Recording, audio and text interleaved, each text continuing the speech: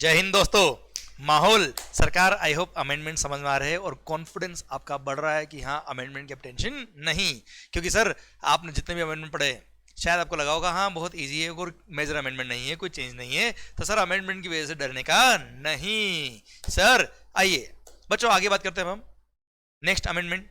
Sir chapter number 7 जो eco के बारे में बात करी थी हमने, उसके अमेंडमेंट प्लस सर्कुलर के बारे में बात कर लिया हमने sir. Then chapter number 8 IGST act, कोई अमेंडमेंट नहीं है सर। सर आइए बच्चों अगले अमेंडमेंट की तरफ बढ़ते हैं। चैप्टर नंबर 9 के अंदर जो मेगा एग्जामिशन लिस्ट है, अपना एग्जामिशन लिस्ट में जो अमेंडमेंट हुआ है देखिए आ रहा है आपके सामने। अब दिल थाम के बैठेगा सर। यहां पर ट्रांसपोर्टेशन रिलेटेड सर्विसेज, सर यहां पर इस पेज पे कोई चेंज नहीं है, पर सिंस इसके पॉइंट में नेक्स्ट पेज भी चेंज आ रहा है इसलिए मैंने ये पेज भी आपको स्कैन करके दिया है। सर यहां पर ये बात जो मैं आपसे ऑलरेडी कर चुका हूं।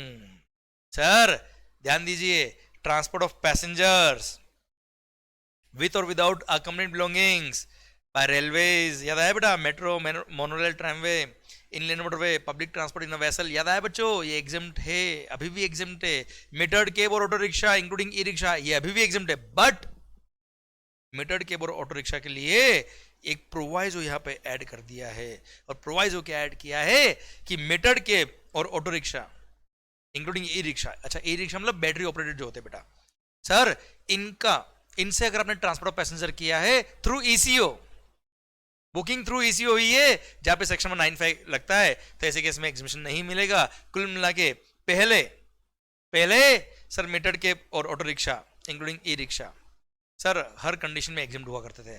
पर अगर अब इनको जैसे ऑटो रिक्शा, स्पेशली बात करें हम ऑटो रिक्शा की, ऑटो रिक्शा की अगर बात करें स्पेशली अगर आपने इनको ईसीओ के थ्रू बुक किया है जो आप रूटीन में देखते भी होंगे, तो ऐसे केस में वहां पर इसको 95 के स्कोप में कवर कर दिया है, वहां पे एनी अदर मोटर व्हीकल भी लिख दिया और यहां से उसको एग्जिबिशन से भी विड्रॉ कर दिया। और यहां क्या लिखा है? Provided that nothing content in item number e मतलब only this point shall apply to services supplied through an ECO and notified under section number 95 of the CGST Act। और सेक्शन 95 में इसको नोटिफाई कर दिया, हमने पढ़ लिया सर। ये clear? Any other motor vehicle लिखा है सर इसमें। इसलिए अगर आपने सर मीटर्ड केब और auto rickshaw including e rickshaw को बुक किया है थ्रू सर ओला, उबर या सर किसी और इस तरह की इलेक्ट्रॉनिक कॉमर्स ऑपरेटर के थ्रू जहां 95 लगता है, तो वहां पे एग्जिबिशन नहीं मिलेगा, टैक्स लगेगा और 95 के through ECO will be liable, auto rickshaw वाला will not be liable. Okay done. यही मैंने सिंपल लैंग्वेज में यहाँ पे एनालिसिस में लिखा है sir. Okay done. That transport of passenger by metered cab और auto rickshaw including e rickshaw shall be taxable if transportation services are supplied through an electronic commerce operator and notified under section number 95 of the CGST Act। Clear माहौल? Sir same way एक और point यहाँ पे भी, same point यहाँ पे भी add किया है सर, पढ़िएगा एक बार ध्यान से। पहले मैं रिवाइज करा दूं, पहले पॉइंट क्या था? ट्रांसपोर्ट ऑफ पैसेंजर्स विद और without accompanied belongings by air EXIM था, अभी भी है सर। याद है 7 स्टेट्स, नॉर्थ स्टेट और एक ब्रदर सिक्किम और एक डोकरा बाग डोकरा, हाँ है ना सर? वहां गए या वहां से आए फ्लाइट से तो टैक्स एग्जिम था, अभी भी है sir.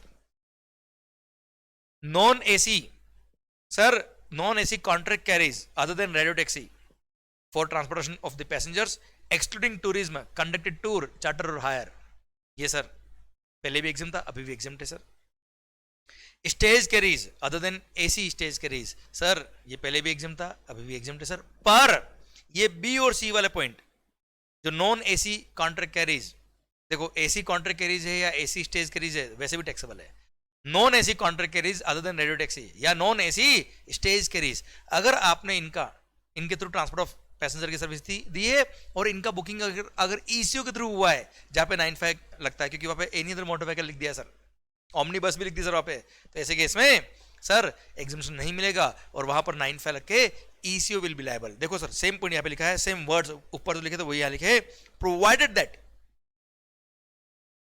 Nothing content in item number B and C above, nothing content in item number B and C above shall apply to services supplied through an ECO, B और C के लिए बोला बेटा है ना, and notified under section number 95 of the CGST Act।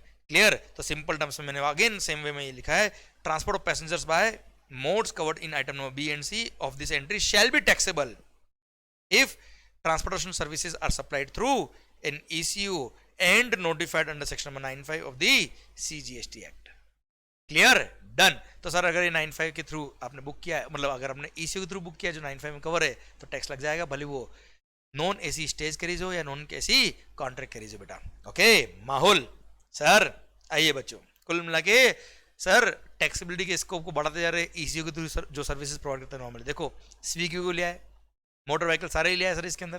Clear, इस तरह से धीरे धीरे गवर्नमेंट क्या कर रहा है, बढ़ाता जा रहा है स्कोप ऑफ टैक्सेबिलिटी।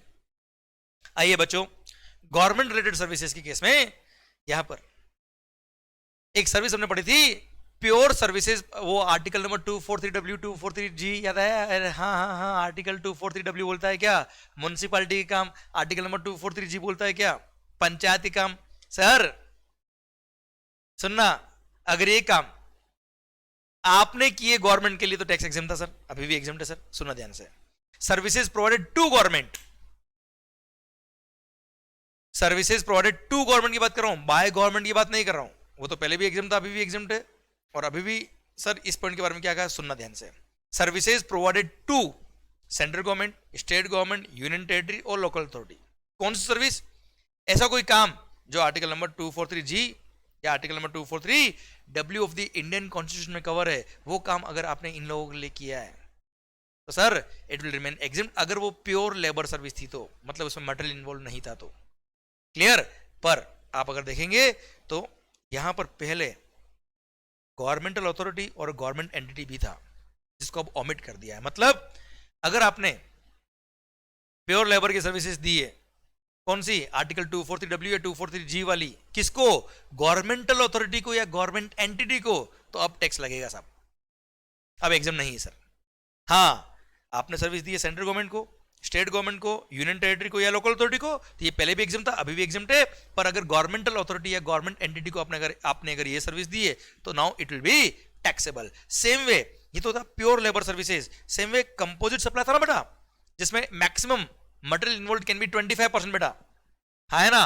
तो उसमें भी सेम अमेंडमेंट किया कि अगर आपने आर्टिकल 243W या 243G वाला काम central government, state government, union territory या लोकल अथॉरिटी के लिए किया है, जिसमें मटेरियल प्लस लेबर दोनों है, पर मटेरियल का value is up to 25% of the total contract value, तो ऐसे केस में GST एग्जेम्प्ट है। पहले भी एग्जेम्प्ट था, अभी भी एग्जेम्प्ट है। पर अब अगर आपने सर्विसेज दी किसको, गवर्नमेंटल अथॉरिटी को या गवर्नमेंट एंटिटी को, तो now it will be taxable.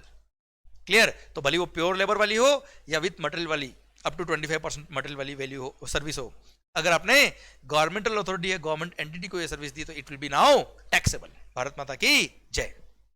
Clear, और कोई मेजर अमेंडमेंट नहीं है, पता है सर। अच्छा, एक और जो सर्कुलर इशू हुआ था उसमें भी सेम वर्ड्स मैंने यहाँ पे डिलीट किया सर, सो दैट आपको ध्यान रहे।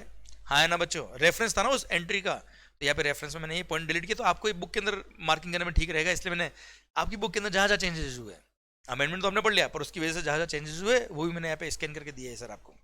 आओ बच्चों, अगले पॉइंट की तरफ बढ़ते हैं। अच्छा, एक खास बात सर, मेगा एग्जामिनेशन लिस्ट में बस ये 4 ही जगह चेंज थे सर। एक तो वो ECU वाला पॉइंट और एक गवर्नमेंटल अथॉरिटी या गवर्नमेंट एंटिटी वाला पॉइंट, बस इनको टैक्सेबल कर दिया सर। ये 2 ही चेंज थे सर, समझे? और पूरे मेगा एग्जामिनेशन में कोई चेंज नहीं सर। आओ बच्चों, next chapter registration TDS TCS की तरफ बढ़ते हैं सर। उसमें कहा अमेंडमेंट थे वो भी देख लेते हैं। अरे बहुत छोटे छोटे अमेंडमेंट से मजा आएगा आपका, आपको कॉन्फिडेंस मैं कह रहा हूं बढ़ने वाला है सर। आओ बच्चों, सर हमने पढ़ा था एक अमेंडमेंट, एक प्रोविजन हमने पढ़ा था कि अगर आप एक्सक्लूसिवली गुड सप्लाई करते हो, एक्सक्लूसिवली गुड सप्लाई करते हो, तो आपको रजिस्ट्रेशन की थ्रेशोल्ड लिमिट 40 लाख की दी हुई सर, 40 लाख रुपए की, है ना? वो अभी भी है, उसमें कोई चेंज नहीं है सर। पर वहां पे कंडीशन थी कि you should not be supplier of the following goods.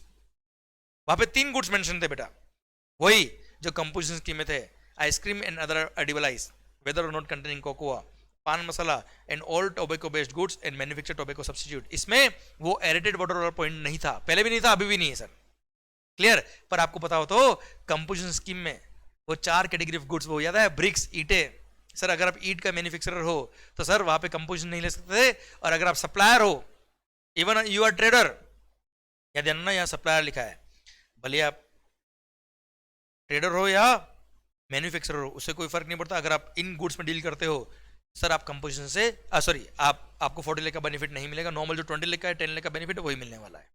Clear, पर वहां कंपोजिशन के में केवल मैन्युफैक्चर के लिए बना किया था, और वहां पे एरेटेड वाटर वाला पॉइंट एक्स्ट्रा था। अच्छा, वही 4 goods, fly ash bricks or fly ash aggregate with 90% or more of the fly ash content, fly ash blocks, bricks with fossil mills or similar siliceous earths, building bricks, earthen और roofing tiles. Sir इन सबको भी यहाँ पे भी add कर दिया. अगर आप इनके भी सप्लायर हो, भले मैन्युफैक्चरर हो या ट्रेडर हो, अगर आप इनके सप्लायर हो तो कंपोजिशन तो आप फोर्टिले का बेनिफिट नहीं ले पाएंगे.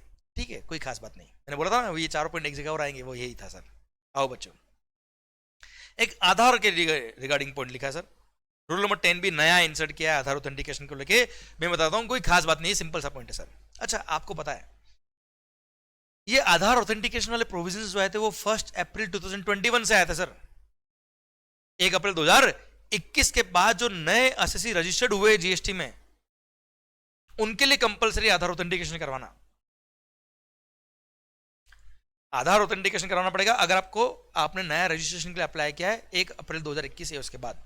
पर जो लोग ऑलरेडी जीएसटी में रजिस्टर्ड थे, जो लोग ऑलरेडी जीएसटी में रजिस्टर्ड थे, उनके लिए सर अब तक आधार ऑथेंटिकेशन के प्रोविजन एप्लीकेबल नहीं हुए हैं सर. देखिए सर, यहाँ पे सेक्शन नंबर 25 सबसेक्शन 6A दे रखा है कि जो लोग ऑलरेडी जीएसटी में रजिस्टर्ड है उनको भी आधार ऑथेंटिकेशन करवाना पड़ेगा, पर गवर्नमेंट इस सेक्शन को नोटिफाई करेगी उस दिन से एप्लीकेबल होगा. अब तक इस सेक्शन को नोटिफाई नहीं किया. मतलब ये हो गया कि जो लोग 1 अप्रैल 2021 से पहले, people who were already registered under GST with effect prior to 1 April 2021, उनको अभी तक आधार ऑथेंटिकेशन की जरूरत नहीं है सर. क्लियर? ठीक है, कोई खास बात नहीं है, तो सिंपल बात ही. अब यह बोला कि अगर किसी एसएससी को, सर अगर किसी एसएससी को रजिस्ट्रेशन उसका कैंसिल हो गया और रिवोक करवाना है, रिवोकेशन ऑफ कैंसिलेशन के लिए अगर अप्लाई करना है, इसके लिए उसका रजिस्ट्रेशन कैंसिल कर दिया अथॉरिटी ने, अब उसको रिवोक प्लीज आप छोड़ दो सर, रिवोकेशन ऑफ कैंसिलेशन करवाना है, या फिर उसको रिफंड के लिए अप्लाई करना है. सर भले वो रूल नंबर 89 के रिफंड के लिए हो, मतलब वो इन्वर्टेड ड्यूटी स्ट्रक्चर का रिफंड हो, या zero rated supply of goods और service made without payment of tax, ITC का रिफंड ले रहा सर, या फिर सर रूल नंबर 96 में आईजीएसटी जो उसने गुड्स एक्सपोर्ट करने पर आईजीएसटी पे किया, सर गुड्स एक्सपोर्ट किया under payment of IGST, bond sign नहीं किया, एलयूडी साइन नहीं किया, आईजीएसटी पे किया, आईजीएसटी का रिफंड ले रहा है सर. तो सर अगर उसको रूल नंबर 96 का रिफंड लेना हो, या रूल नंबर 89 का रिफंड लेना हो, या उसको रिवोकेशन ऑफ कैंसिलेशन के लिए अप्लाई करना हो, तो सर ऐसे केस में उन सब लोगों को पहले क्या करना पड़ेगा? आधार ऑथेंटिकेशन करवाना पड़ेगा. दैट्स इट, कोई खास बात नहीं सर. पिक्चर समझ में आया बेटा आपको ये? तो रूल नंबर 10 भी क्या बोलता है सर? देख भाई, मैंने 1 अप्रैल 2021 वाली कहानी क्यों बताई? क्योंकि 1 अप्रैल 2021 या उसके बाद किसने अगर रजिस्ट्रेशन के लिए अप्लाई किया तो उसका आधार ऑथेंटिकेशन हुआ ही है सर. सर तो जिन लोगों का आधार ऑथेंटिकेशन नहीं हुआ उनके लिए बोल दिया भाई आधार ऑथेंटिकेशन करवा लेना, तब जाके काम करना. अच्छा, आधार ऑथेंटिकेशन जो है वो तो 5 मिनट का काम भी नहीं सर. सिंपल, मोबाइल पे ओटीपी आएगा और ओटीपी के थ्रू आपको वेरीफाई करना, बात खत्म. समझे मेरी बात आप? तो सर इन सच केस क्या बोला सर? ये 3 केस, ये 3 कौन कौन से? Revocation of cancellation of registration, second है रिफंड अंडर रूल नंबर 89, या फिर रिफंड अंडर रूल नंबर 96. अगर आप ये तीनों में से कोई भी काम चाहते हो डिपार्टमेंट की तरफ से, डिपार्टमेंट का फेवर चाहते हो, तो साहब हमको फेवर कर लो, आधार ऑथेंटिकेशन करा दो, सो दैट आपको हम ट्रेस कर पाए इजीली. सर पढ़ लीजिए सर, कोई खास बात नहीं, खत्म हो गया provision. The registered person other than a person notified under section number 25 subsection 6D. अच्छा, 25 सबसेक्शन 6D में वो लोग हैं, ये रहे सर, ये 25 सबसेक्शन 6D, जिनको आधार ऑथेंटिकेशन करवाना ही नहीं होता है, तो जिनके लिए आधार की जरूरत ही नहीं सर, उनके लिए तो प्रोविजन अप्लाई नहीं होगा सर. ठीक है sir. A registered person who has been issued a certificate of registration under rule number 10 shall undergo authentication of the Aadhaar number of the proprietor in case of proprietorship firm, any partner or of any of the partner in case of partnership firm, or of the karta in case of HUF, or of the managing director or any whole-time director in case of a company, or of any of the members of the managing committee of the AOP or BOI or a society or a trust, or of the trustee in case of board of trust. Sir, or of and of the authorized signatory. Sir अगर आपकी company में कोई authorise signatory है तो उसका भी आधार authentication करवाना पड़ेगा सर. क्लियर? मैनेजिंग डायरेक्टर और any of the whole time director, and अगर ऑथराइज सिग्नेटरी भी है तो ऑथराइज सिग्नेटरी का भी होगा सर आधार ऑथेंटिकेशन. इनका आधार ऑथेंटिकेशन होगा तो ही ये लोग एलिजिबल हो पाएंगे for the following purposes. First, for filing the application of revocation of cancellation of registration in form number GST REG 21 under rule number 23. ये फॉर्म नंबर याद नहीं करोगे चलेगा sir. For filing refund application in form number RFD 01 under rule number 89, और for filing refund under rule number 96 of the IGST paid on goods exported out of India. तो ही इनको sir ये 3 facility, ये 3 काम के लिए अगर आपको अप्लाई करना है तो आधार ऑथेंटिकेशन कराओ और लो सब फैसिलिटी, हमें कोई दिक्कत नहीं. पर अब मान लो साहब हिंदुस्तान के अंदर मेरे पास आधार नहीं है, वैसे तो ऐसा बहुत रेयर कोई मिलेगा सर जो GST में रजिस्टर्ड और आधार नहीं है, ऐसा शायद ही कोई पर्सन होगा, पर अगर है तो सर उसको अगर ये 3 फैसिलिटी लेनी है तो आधार ऑथेंटिकेशन करवा. आधार ऑथेंटिकेशन करना 5 मिनट का काम भी नहीं. पर अगर मान लो उसके पास आधार नंबर ही नहीं है सर, ऐसा पॉसिबल ही नहीं सर, बहुत कम, बहुत रेयर कोई होगा, तो सर ऐसे केस में क्या बोला है, provided that if Aadhaar number has not been assigned to the person required to undergo the authentication of Aadhaar number. अगर उसको आधार नंबर अब तक नहीं मिला है, then such person shall furnish the following identification documents, namely first his or her Aadhaar enrollment slip, enrollment ID slip. मतलब आधार नहीं है कोई बात नहीं, आधार के लिए पहले अप्लाई कर, और अप्लाई जो किया उसका एक्नॉलेजमेंट जो आता है ID स्लिप वो लगाओ साथ में, and bank passbook with photograph smile के साथ, या फिर और लिखा है बेटा ना voter ID card issued by election commission of India, और मतलब ये आईडी प्रूफ कोई भी एक लगा देना, साथ में आधार के लिए आपने जो अप्लाई किया उसका एक्नॉलेजमेंट आईडी स्लिप लगा देना, पासपोर्ट या फिर driving licence issued by the licensing authority under the motor vehicles act 1988. Clear.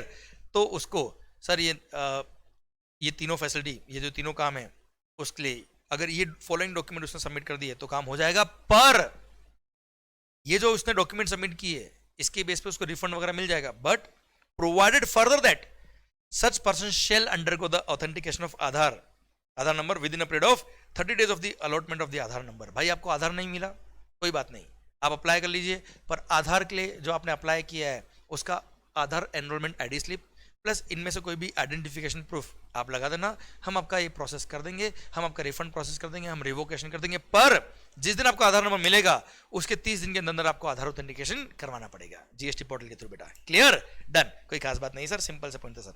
आओ बच्चों, सर एक यहां पर ये इतना सा जो मैंने अंडरलाइन मार्क किया ना वो वर्ड्स ऐड किए. अरे भाई अभी भी पढ़ाना सर, रिवोकेशन ऑफ कैंसलेशन के लिए अगर आपको अप्लाई करना है, आपका रजिस्ट्रेशन क्या हो गया मालिक, कैंसल.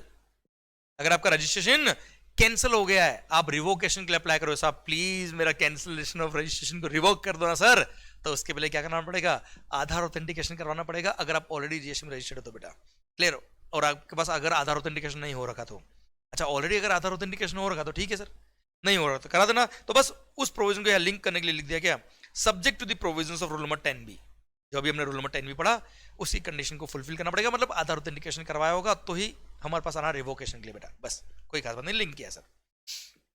सर नेक्स्ट, अरे वो रेस्टोरेंट सर्विस नहीं याद है 95 में कवर होगी सर, जो हमने पढ़ा सर लास्ट सेशन में. रेस्टोरेंट सर्विस 95 में कवर हो गई, जहां पे ECO लायबल होगा, तो उसके रिगार्डिंग जो सर्कुलर हमने वहां पढ़ा था उसके कुछ पॉइंट्स TCS के रिगार्डिंग थे, रजिस्ट्रेशन के रिगार्डिंग थे, वो इस चैप्टर में मैंने दिए. वहां पे मैंने कुछ पॉइंट डाले, यहाँ पे कुछ पॉइंट डाले सर्कुलर के. देख लेते सर क्या इशू है sir. First point, would ECOs have to still collect TCS in compliance with section number 52 of the CGST act. भाई साहब TCS के प्रोविजंस में सेक्शन नंबर 52 में क्लियर लिखा था कि जिन सर्विसेज पर सेक्शन नंबर 95 लगता है, अरे वहां तो पूरा ही टैक्स 95 ECO को पे करना है साहब.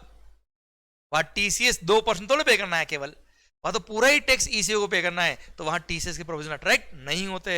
तो सर ऐसा कोई रेस्टोरेंट आने के बाद कोई नया पॉइंट नहीं है, सेम पॉइंट है सर. तो लिख दिया क्या, रेस्टोरेंट सर्विस 95 में कवर होगी सर, और जो सर्विस 95 में कवर है वहां पूरा ही ECO लायबल है, और जहां पे ECO पूरा लायबल है इस पर सेक्शन नंबर 95, वहां TCS के प्रोविजन अट्रैक्ट नहीं होते सर.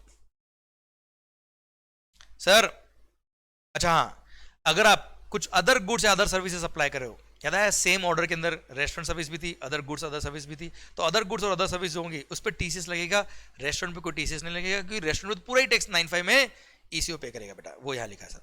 ठीक है sir. Second point, would ECOs have to mandatorily take separate registration with respect to supply of restaurant service which are notified under section 95 through them even though they are already registered to pay GST on the services on their own account. भाई आज Swiggy Zomato, since they are charging commission from the restaurant, और उसके लिए वो GST में already registered है, तो वो ऑलरेडी जीएसटी में रजिस्टर्ड है खुद की सप्लाई के लिए। अब वो 95 के थ्रू रेस्टोरेंट सर्विस पे खुद टैक्स पे करेंगे, खुद लायबल है, तो क्या उनको सेपरेट नंबर लेना पड़ेगा? नहीं भाई नहीं, सेम रजिस्ट्रेशन नंबर पे आप मल्टीपल बिजनेस कर सकते हो ना सर, क्या दिक्कत है? सेम रजिस्ट्रेशन नंबर में मल्टीपल सर्विसेज पर आप टैक्स पे कर सकते हो, क्या दिक्कत है सर? इसलिए क्लियरली बोल दिया, as ECOs are already registered in accordance with rule number 8 of the CGST rules as a supplier of their own goods or services, there would be no mandatory requirement of taking separate registration by the ECO for payment of tax on the restaurant services. Obviously, ये कोई नया point नहीं है, restaurant कोई नया नहीं, restaurant नया add हुआ है, बाकी 95 तो पहले भी था ना सर। आइए, what would be aggregate turnover of the person supplying restaurant service through ECO? देखो मैं समझाता हूँ इसका पॉइंट का मतलब क्या है। भाई मैं मंगल, याद आया कोई नाम? ध्यान है ना? अरे नाम तो सुना होगा सर, मंगल कोचिंग सर्विस प्रोवाइड करता सर, रजिस्टर्ड इन जीएसटी है, रेस्टोरेंट सर्विस भी सप्लाई करता, याद है? सैंडविच। अब मेरा पॉइंट ये है कि मैं सैंडविच जो बेचता हूं वो स्विगी जोमेटो के थ्रू बेचता हूं। अब no doubt for the purpose of taxation 95 attract हो रहा है और स्विगी जोमेटो लायबल है टैक्स पे करने के लिए, पर सर अल्टीमेटली टर्नओवर तो मेरा ही है ना सर, वो भी तो सर ये क्वेश्चन आया यहाँ पे, और इस सर्कुलर ने क्लेरिफाई किया कि मंगल जो कोचिंग सर्विस दे रहा है, मान लो उसका टर्नओवर 10 करोड़ और रेस्टोरेंट का सर्विस का टर्नओवर है 2 करोड़, और सारी सर्विस मान लो 95 लग रहा है और ईसीओ लायबल है सर, तो 10 करोड़ पे तो वो खुद लायबल है, 2 करोड़ पे 95 लग रहा है और ईसीओ लायबल है। फिर भी जब हम मंगल के एग्रीगेट टर्नओवर की बात करेंगे तो 12 crore is the aggregate turnover, मतलब जो एक्चुअली रेस्टोरेंट है उसके एग्रीगेट टर्नओवर में तो साहब सारी आउटवर्ड सप्लाई काउंट होती है ना सर। हमने एग्रीगेट टर्नओवर का डेफिनेशन पढ़ा हुआ है और एग्रीगेट टर्नओवर के डेफिनेशन में क्लियर लिखा है ऑल आउटवर्ड सप्लाईज, तो सर भले ही 95 लगे कोई दिक्कत नहीं है, एग्रीगेट टर्नओवर में तो काउंट होगा रेस्टोरेंट वाले के लिए। क्लियर? डन। आइए नेक्स्ट पॉइंट है, वुड सप्लाई ऑफ गुड्स और services other than restaurant service through ECOs be taxed at 5% without ITC? अरे भाई सर सेम ऑर्डर के अंदर मैं रेस्टोरेंट सर्विस भी दे रहा हूं, कुछ अदर गुड्स और अदर सर्विस भी दे रहा हूं। अरे भाई रेस्टोरेंट सर्विस पे 95 लगा है ना, रेस्टोरेंट सर्विस पे अगर 5% टैक्स का ऑप्शन लिया तो रेस्टोरेंट पे 5% है, अदर गुड्स अदर सर्विस पे तो नॉर्मल जो सप्लायर है सर, स्विगी नहीं, ईसीओ नहीं, नॉर्मल सप्लायर ही टैक्स पे करेगा और नॉर्मल रेट से टैक्स पे करेगा, और उस पर ईसीओ टीसीएस कलेक्ट करेगा, टीसीएस क्रेडिट 1% सीजीएसटी 1% एसजीएसटी, अगर इंट्रा है तो 2% आईजीएसटी। बेटा आया ना? क्लियर? तो ये कोई नया पॉइंट नहीं सर, पढ़ लीजिए इसको। ECO is required to pay GST on services notified under section number 95 besides the other services or other supplies made on its own account. On any supply that is not notified under section number 95 that is supplied by a person through ECO, the liability to pay GST continues on such supplier only, and ECO shall continue to pay only and only TCS on such supplies. Thus, present dispensation continues for ECO on supplies other than restaurant services. Clear? तो restaurant के अलावा कुछ और supplies अगर है तो उस पर नॉर्मल सप्लायर ही लायबल होगा, एंड वहां पे केवल टीसीएस के लिए लायबल होगा ECO. On such supplies other than restaurant service made through ECO, GST will continue to be billed, collected and deposited in the same manner as it is being done at present. जो अभी चल रहा है वही चलेगा ना sir, कोई इसमें तो अमेंडमेंट हुआ नहीं, कोई इसमें तो 95 लगा नहीं सर।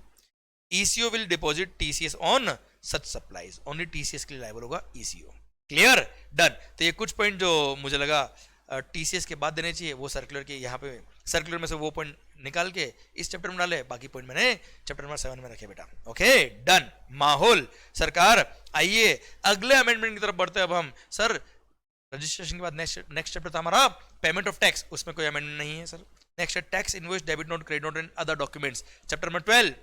उसके अंदर एक छोटा सा प्यारा सा अमेंडमेंट हुआ है, जैसा आप और हम सबको सर एक्सपेक्टेड था कि सरकार क्या करने वाली सर, जो ई इनवॉइस के प्रोविजंस थे through government notified websites. Sir ई इनवॉइस याद आएगा बेटा? अगर आप B2B सप्लाई कर रहे हो या एक्सपोर्ट कर रहे हो आप, और अगर आपका aggregate turnover in any of the preceding financial year from 2017-18 onwards, sir पहले था 500 करोड़ क्रॉस हुआ है तो सर आप पर ई इनवॉइस के प्रोविजंस अट्रैक्ट होंगे। फिर 500 करोड़ को कम करके 100 करोड़ किया था इन्होंने, 100 करोड़ को कम करके 50 करोड़ किया था इन्होंने, और अभी अमेंडमेंट करके इन्होंने 50 करोड़ से कितना कर दिया बेटा सर, 20 करोड़ कर दिया विद इफेक्ट फ्रॉम 1 अप्रैल 2022। ये 1 अप्रैल 2022 से जिनका भी aggregate turnover from 2017-18 onwards in any of the preceding financial year from 2017-18 onwards, अगर एक भी साल अगर आपका एग्रीगेट टर्नओवर सर 20 करोड़ अगर क्रॉस हुआ है तो भाई साहब आ गए आप कहां पर, इस रूल के स्कोप में, और वहां पर आपको ई इनवॉइस के प्रोविजंस अट्रैक्ट हो जाएंगे। तो कुल मिला के सर ई इनवॉइस के प्रोविजंस तो आपने पढ़े हुए हैं सर, गवर्नमेंट क्या करी धीरे धीरे ई इनवॉइस के स्कोप में सर लोगों को बढ़ाती जा रही है, सो दैट लोग सिस्टम के अंदर आ जाए। गवर्नमेंट नोटिफाइड वेबसाइट के थ्रू अगर गवर्नमेंट का सर गवर्नमेंट नोटिफाइड वेबसाइट पे अगर हर इनवॉइस पंच होने लग जाए तो बोगस बिलिंग और सर कई सारे गड़बड़ जो लोग करते थे वो बहुत कम हो जाएगी। इसलिए धीरे धीरे गवर्नमेंट इसका स्कोप बढ़ा रही है, टर्नओवर लिमिट कम करी, सो दैट मैक्सिमम बड़े बड़े लोग आ जाए इसके अंदर। और सर गवर्नमेंट ने बोल दिया क्या, एग्रीगेट टर्नओवर का लिमिट कम कर दो और 20 करोड़ कर दिया बेटा इसको। Clear sir, it is further reduce to 20 crore with effect from 1 April 2022। Clear, done. आइए बच्चों अगला।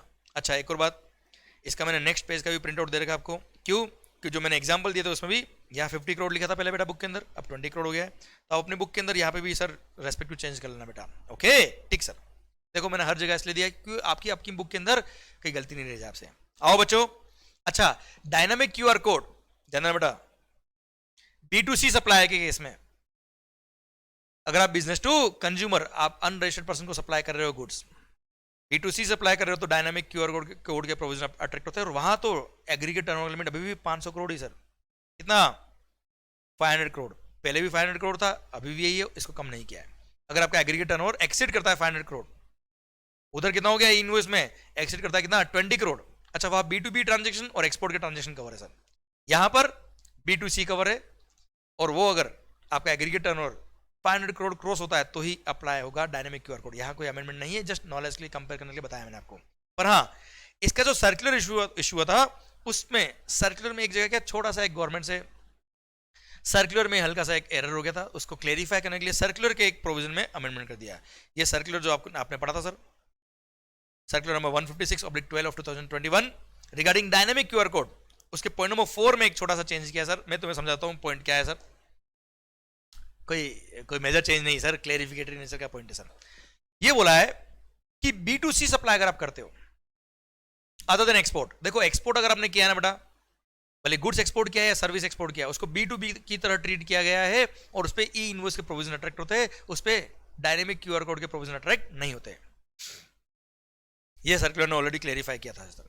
अब यहां पे इस पॉइंट नंबर 4 ने क्या कहा कि सर B2C सप्लाई पर, B2C सप्लाई अगर कस्टमर अनरजिस्टर्ड है तो डायनामिक क्यूआर कोड के प्रोविजन अट्रैक्ट होंगे, पर अगर एक्सपोर्ट ऑफ गुड्स या एक्सपोर्ट ऑफ सर्विस है तो उस पर डायनामिक क्यूआर कोड के प्रोविजन अट्रैक्ट नहीं होते। अब यहां समझना बात को ध्यान से, एक्सपोर्ट ऑफ सर्विस में क्या होता सर, देखो एक्सपोर्ट ऑफ गुड्स में तो क्या taking goods from India to a place outside India, खत्म। सर्विसेज में क्या होता साहब, आपकी सर्विस को एक्सपोर्ट तभी मानेंगे जब 5 कंडीशंस फुलफिल होती है सर।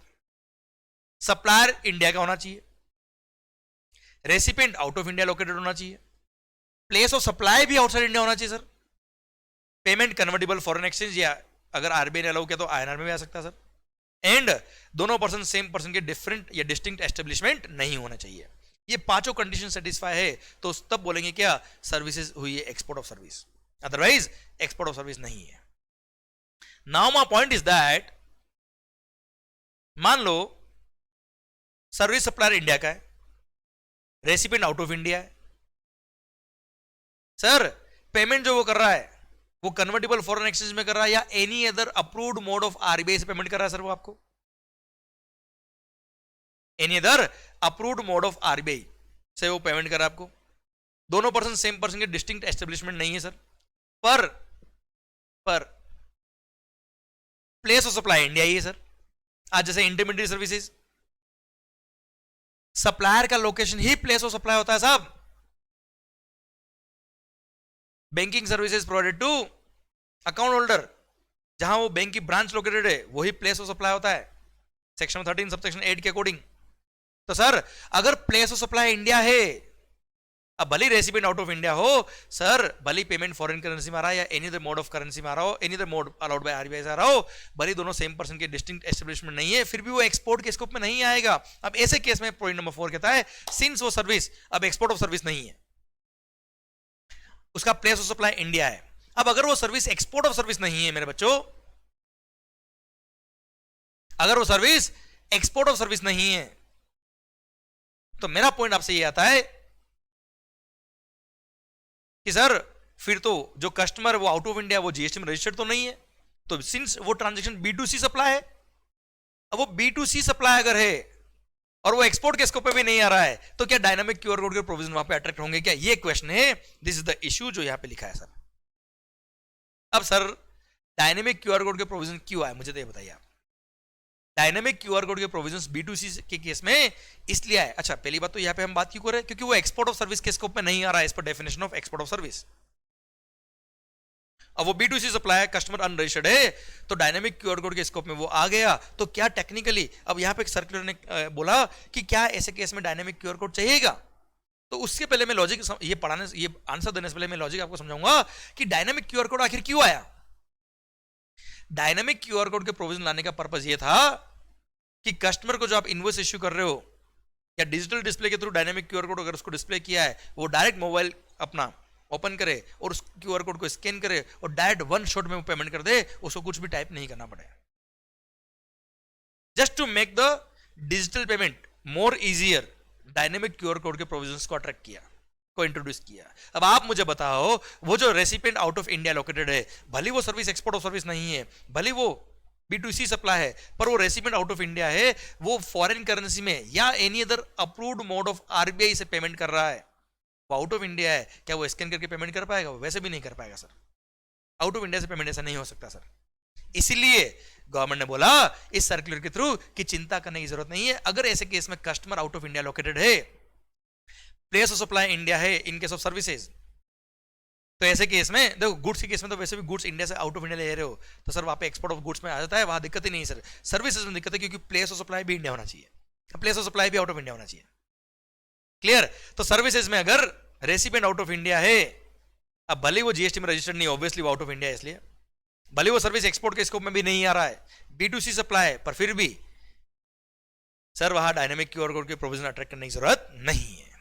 पहले यहां पे केवल ये लिखा था क्या पेमेंट फॉरेन करेंसी में आ रहा है, यहां गवर्नमेंट ने लिखा पेमेंट फॉरेन करेंसी में है या फिर any other mode of approved mode of RBI से आ जाए, कोई दिक्कत नहीं सर। देख लीजिए, no dynamic QR code required नहीं है। Wherever an invoice is issued to the recipient located outside India for supply of services for which the place of supply is in India, as per provisions of the IGST Act, and the payment, ये words change किए थे, and the payment is received by the supplier in convertible foreign exchange or in INR wherever permitted by RBI through the RBI approved medium। पहले केवल foreign currency लिखा था, बस इन words को change किया इस सर्कुलर के अंदर, और कोई चेंज नहीं किया, बाकी मैंने पूरा पढ़ा दिया सर आपको। Such invoice may be issued without having a dynamic QR code. As such, dynamic QR code cannot be used by the recipient located outside India, क्योंकि ये dynamic QR code out of India वाला recipient use ही नहीं कर सकता sir for making payment to the supplier in India. Clear? Done? समझे मेरी बात? तो कुल मिला के रेसिपिएंट अगर आउट ऑफ इंडिया है, सर्विस सप्लायर इंडिया में है, तो वह डायनेमिक क्यूआर कोड नहीं चाहिए। ठीक है? डन। आइए बच्चों, सर बस ये टैक्स इनवॉइस में दो जगह चेंज थे सर, एक तो सर्कुलर में डायनामिक क्यूआर कोड का प्रोविजन मैंने आपको पढ़ाया बेटा, एंड सर ई इनवॉइस का जो टर्नओवर लिमिट था वो 50 करोड़ से कम करके 20 करोड़ कर दिया बेटा, दैट्स इट। आइए रिटर्न्स अंडर जीएसटी, सर यहां पर एक छोटा सा अमेंडमेंट किया है, मस्त अमेंडमेंट है सर। अगेन सर हमने पढ़ा था कि सर अगर किसी एसएससी ने प्रीवियस 2 मंथ के, प्रीवियस 2 टैक्स पीरियड के 2 मंथ के अगर रिटर्न 3B सबमिट नहीं किया, GSTR 3B, तो सर उसको हम GSTR 1 सबमिट नहीं करने देंगे, क्योंकि भाई साहब क्या कर रहे हैं, इधर से GSTR 1 फर्निश कर रहे हैं या इनवॉइस फर्निशिंग फैसिलिटी यूज करके इनवॉइसेस फर्निश कर रहे हैं, रेसिपिएंट के GSTR 2B में क्रेडिट जा रही है, वो क्रेडिट ले जा रहा है, और भाई साहब ने 3B फाइल ही नहीं किया, 1 फाइल कर रहा है।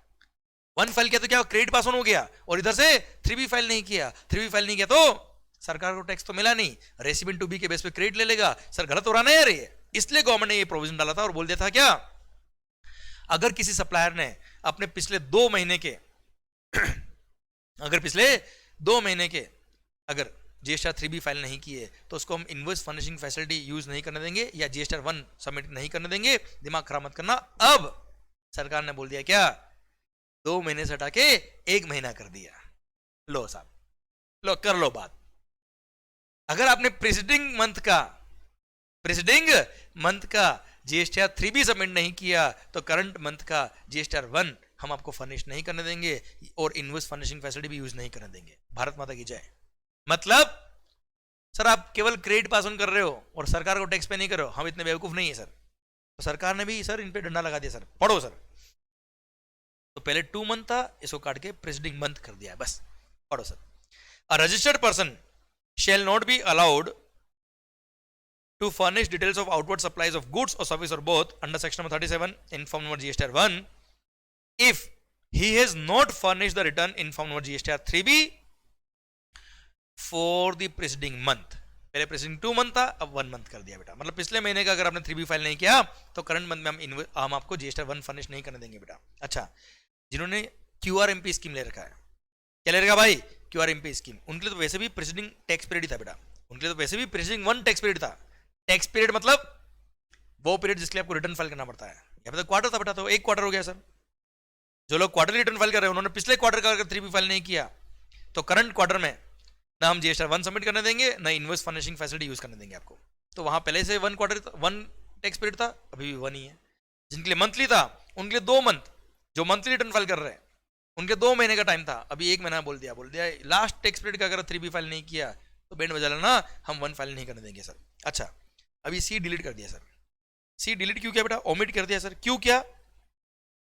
क्योंकि पहले यहाँ पे 2 मंथ जब था ना बेटा, तब कुछ लोगों के लिए बोल दिया नहीं तुम्हारे लिए तो 1 महीने का प्रोविजन ही है सर। जिन पे भी रूल नंबर 86 भी अप्लाई होता है, जिन पे भी रूल नंबर 86 भी याद आया कि सर मैक्सिमम 99% ही टैक्स पे कर पाओगे through electronic credit ledger, minimum 1% तो आपको कैश लेजर के थ्रू पे करना पड़ेगा। जिनका भी टैक्सेबल सप्लाई का turnover in a particular month 50 lakh cross होता है, उन पे रूल नंबर 86 भी अप्लाई होता था बेटा। तो उनके लिए पहले बोला था कि नहीं साहब तुम लोगों ने तो प्रीसीडिंग मंथ का भी अगर 3B फाइल नहीं किया तो हम जीएसटीआर 1 सबमिट नहीं करने देंगे आपको। सर जनरल लोगों के लिए क्या था? 2 मंथ, इनके लिए कितना था? 1 मंथ। अब तो सबके लिए 1 मंथ हो गया साहब।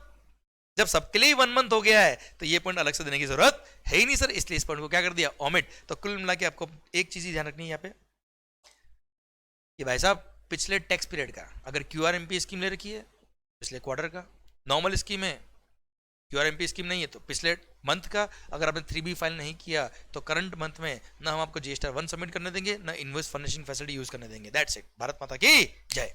आइए बच्चों, सर रिटर्न के अंदर ये चेंज था और कहीं कुछ चेंज नहीं हुआ है। अच्छा, एनुअल रिटर्न कोई अमेंडमेंट नहीं है बच्चों, ठीक है, मैंने एक पॉइंट दे दिया पे।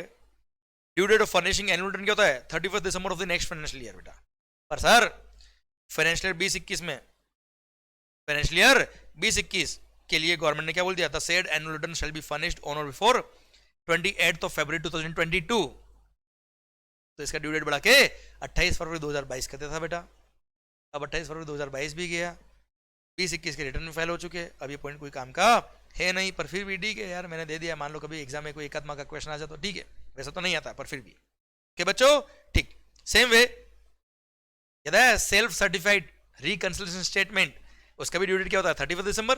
पर again for the financial year 2020-21 इसका ड्यू डेट कर दिया था क्या? 28 फरवरी 2022, 28 फरवरी 2022 for the financial 22 sorry for the financial 2020-21। बस ऐसा सारे सालों के लिए नहीं सर, सारे सालों के लिए तो 31 दिसंबर ही है सर। Okay done. तो वैसे अब ये डेट भी चली गई, ये टैक्स पीरियड भी चला गया, आगे कोई काम आने वाला नहीं है, पॉइंट एग्जाम में नहीं आना चाहिए, पर ठीक है सर।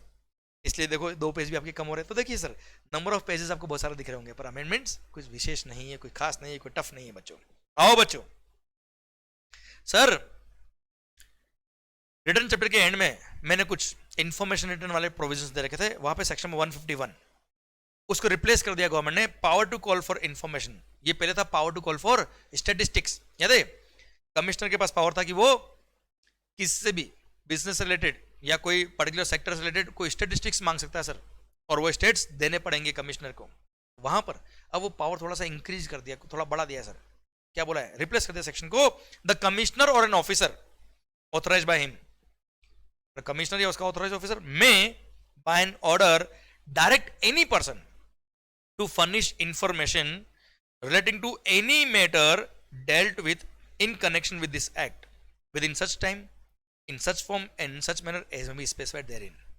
मतलब अगर कोई भी पर्सन जीएसटी से रिलेटेड किसी भी मैटर में डील कर रहा है, डायरेक्टली इनडायरेक्टली, एनी पर्सन लिखा है बेटा, भले वो रजिस्टर्ड हो या ना हो, सर कोई भी पर्सन जीएसटी से रिलेटेड किसी भी मैटर पे कोई डील कर रहा है तो डिपार्टमेंट मतलब कमिश्नर या उसका ऑथराइज ऑफिसर उसको ऑर्डर दे सकता है, भाई साहब ये इन्फॉर्मेशन मेरे को दीजिए आप, और टाइम बता देगा, इतने टाइम में देना पड़ेगा, इस मैनर में देना पड़ेगा। हो सकता है वो एक्सेल फॉर्म में मांग ले, इलेक्ट्रॉनिक फॉर्म में मांग ले, सर इतने टाइम में आपको देना पड़ेगा, इन सच मैनर देना पड़ेगा, इन सच फॉर्म देना पड़ेगा, देना ही पड़ेगा। नहीं दिया तो ये फाइन दे रखा 124 में, वो फाइन में कोई अमेंडमेंट है नहीं सर। क्लियर, जो फाइन पहले था वही है बेटा। अरे हाँ है ना भाई, डन, समझे मेरी बात। आइए बच्चों 152 bar on disclosure of the information. Sir bar on disclosure information ये सेक्शन हमने ऑलरेडी पढ़ा हुआ है sir 152।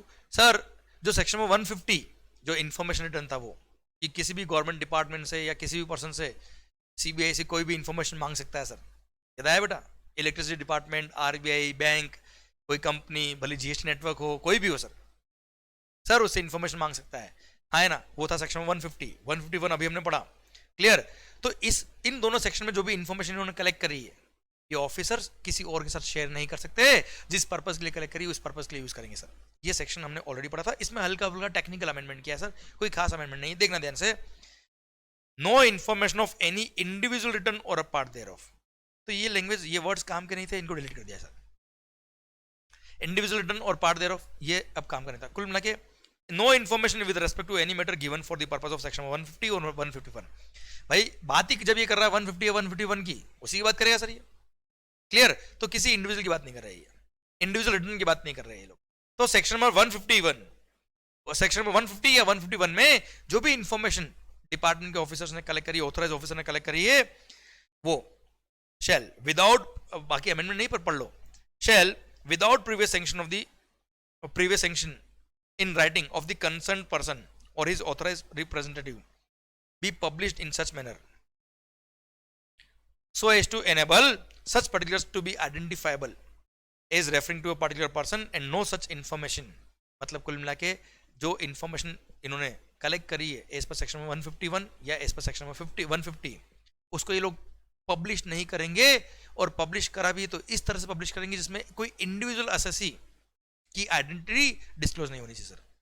The information should not be identifiable to a particular assessee unless his written consent is taken or his authorized representative's written consent is taken। Okay, और sir and लिखा है, and no such information shall be used for the purposes of any proceedings under this act without giving an opportunity of being heard to the such person। मतलब अगर इनको ये information जो collect करी है, ये इंफॉर्मेशन अगर किसी और प्रोसीडिंग में अगर यूज करनी है तो यूज तो कर सकते हैं, पर उस पर्सन कंसर्न को एक बार अपॉर्चुनिटी बीइंग हर्ड देना पड़ेगा। अच्छा पहले ये वर्ड्स नहीं थे, without giving an opportunity being heard to the person concern, मतलब क्या था? पहले तो इस इंफॉर्मेशन को वो किसी भी प्रोसीडिंग में यूज नहीं कर सकते थे सर, है ना। अभी क्या कर दिया, एक तरह से गवर्नमेंट को पावर मिल गया इस सेक्शन के थ्रू ये वर्ड्स ऐड करने से। क्या कि अगर ये इंफॉर्मेशन जो 150 या 151 में कलेक्ट करी है, उनको अगर किसी अदर प्रोसीडिंग में इन इंफॉर्मेशन को यूज करना है तो भी वो यूज कर सकते हैं।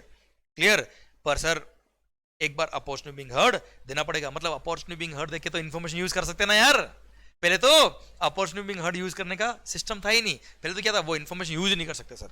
फिर सब सेक्शन 2 में कुछ एक्सेप्शन दिए थे सर उसके, कि अगर उस प्रोसीडिंग में आपको इंफॉर्मेशन यूज करनी है तो इसी तरीके से कर सकते हो सर आप। क्लियर, अब तो क्या कर दिया, इसको कर रहा डिलीट, और ऊपर लिख दिया क्या कि जो पर्सन कंसर्न था उसको अपॉर्चुनिटी बीइंग हर्ड दे देना, और उस इंफॉर्मेशन को अगर यूज करना है तो यूज कर लेना, हमें कोई दिक्कत नहीं सर। क्लियर, तो अगेन गवर्नमेंट की पावर बढ़ा दी है कि अगर सेक्शन 150 या 151 में, रिपीट कर रहा हूं, सेक्शन 150 या 151 की जो इंफॉर्मेशन इन्होंने कलेक्ट करी है, पहले तो बोल दिया कि उस इंफॉर्मेशन को आपको अगर पब्लिश करना है तो सर इस तरह से पब्लिश करना कि किसी इंडिविजुअल असेसी का आइडेंटिटी डिस्क्लोज नहीं हो या उससे रिलेटेड इंफॉर्मेशन है किसी को पता नहीं चलना चाहिए सर। सेकंड, उस इंफॉर्मेशन को अगर आपको यूज करना है किसी अदर प्रोसीडिंग में तो आप यूज कर सकते हो, पर उस असेसी को या पर्सन कंसर्न को एक बार अपॉर्चुनिटी बीइंग हर्ड दे देना sir.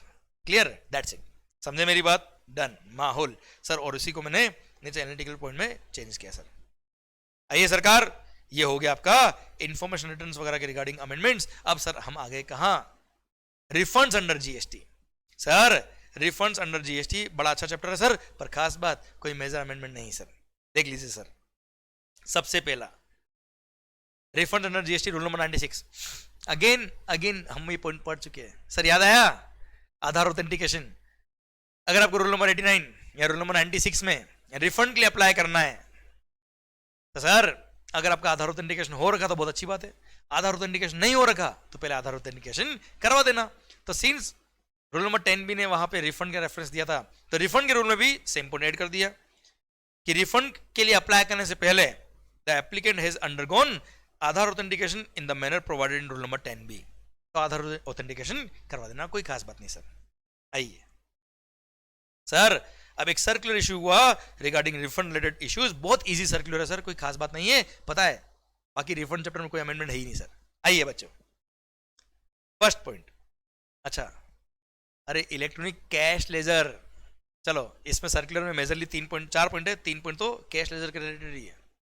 Sir electronic cash laser क्या होता है, पहले वो बात करता हूँ फिर ये पॉइंट पढ़ लेंगे। अरे इलेक्ट्रॉनिक कैश लेजर आपका ई वॉलेट है ना सर, अरे आपकी तो पैसे है जो आपने पे कर रखे, जो इलेक्ट्रॉनिक कैश लेजर के फॉर्म में दिख रहे हैं, अब उसका रिफंड लेना कभी भी लो सर आप, हाँ है ना, वो उसके रिलेटेड पॉइंट है सर। पढ़ो, whether the provisions of section number 54 subsection 1 of the CGST Act regarding time period within which an application for refund can be filed, याद है 2 साल के अंदर रिफंड के लिए अप्लाई करना पड़ता है, क्या ये time limit would be applicable in case of refund of excess balance in electronic cash ledger? Answer is no. Sir electronic cash laser में जो पैसा पड़ा वो आपका है, जब चाहो तब रिफंड लो, हमें कोई दिक्कत नहीं है, उसके लिए वो 2 साल का टाइम लिमिट अप्लाई नहीं होगा। सेक्शन नंबर 54 सबसेक्शन 1 के प्रोविजंस वहां पे अट्रैक्ट नहीं होंगे सर। Clear, done. नो, देखिए the provisions of section number 54(1) regarding time limit within which an application for refund can be filed would not be applicable in case of refund of excess balance in electronic cash ledger, applicable नहीं है। Second, weather, अच्छा याद है 2 लाख से above amount अगर है तो cost accountant या चार्टर्ड अकाउंटेंट इन प्रैक्टिस का आपको सर्टिफिकेट देना पड़ेगा कि sir doctrine of unjust enrichment याद है बेटा, इन्होंने बर्डन शिफ्ट नहीं किया। अरे कैश लेजर में कोई सर्टिफिकेट चाहिए क्या, कैश तो आपका ही कैश है ना सर। क्लियर, तो सर यहाँ क्या लिखा, वेदर सर्टिफिकेशन और डिक्लेरेशन, अगर 2 लाख से कम का अमाउंट है तो अप टू 2 लाख रुपये है तो self certification, self declaration. 2 lakh से अबव अमाउंट होता है तो सर सीए या कॉस्ट अकाउंटेंट का सर्टिफिकेट चाहिए था ना सर कि burden of tax pass on नहीं किया है, क्या वो रिक्वायर्ड है to be furnished along with the application for refund from the electronic cash? Answer is absolutely no. Obviously ये तो पैसा अपना ही है सर, हमने जमा करा, हम ही रिफंड ले रहे हैं, हमने कोई बर्डन थोड़ा शिफ्ट किया इसका सर। क्लियर सर, लिखा है क्या, नो फर्निशिंग ऑफ सर्टिफिकेशन और declaration for not passing the incidence of tax to any other person is not required in case of refund of excess balance in electronic cash ledger, as unjust enrichment clause is not applicable in such cases, क्योंकि यहाँ पे तो burden हमारा ही पैसा हमने जमा करा, हम ही रिफंड ले रहे हैं, हमने कोई बर्डन थोड़ा शिफ्ट किया किसी को। Sir point number 3, whether refund of TDS or TCS deposited in electronic cash ledger under provisions of section 51 or 52 of the CGST Act can be refunded as excess balance in electronic cash ledger? Answer is yes। भाई आज मान लो मैं supplier हूं, आप sir eco हो, मैंने आपके through supply किया, आपने मेरा 2% टीसीएस कलेक्ट करके अमाउंट जमा कराया और अमाउंट जो आपने डिपॉजिट करा वो मेरे इलेक्ट्रॉनिक कैश लेजर में आ जाएगा सर। टीडीएस हो या टीसीएस हो, गवर्नमेंट डिपार्टमेंट को मैंने सप्लाई किया, उन्होंने टीडीएस कट किया बेटा, वो टीडीएस उन्होंने कट करके जमा जब कराया वो मेरे इलेक्ट्रॉनिक कैश लेजर में डिपॉजिट होता है सर। अब टीडीएस हो या टीसीएस हो, वो अमाउंट आएगा मेरे कैश लेजर में। अब कैश लेजर में आने के बाद तो पैसा मेरा ही है ना यार, मैं चाहूं तो उसको यूज करूं, एक्सेस बैलेंस तो मैं रिफंड लूं, हमें क्या दिक्कत है सर।